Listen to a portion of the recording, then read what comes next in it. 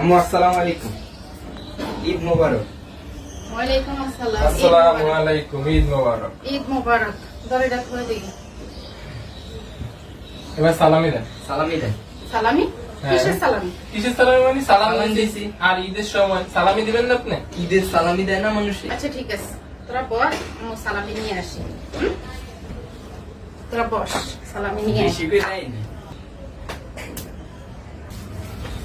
এই নে, এই নে,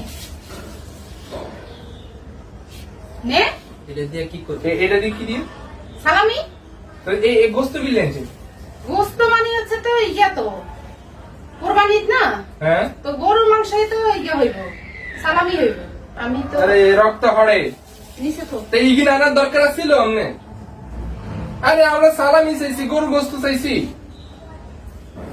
আরে সালামি তো এই কোরবানি ঈদের সময় তো এটাই সালামি।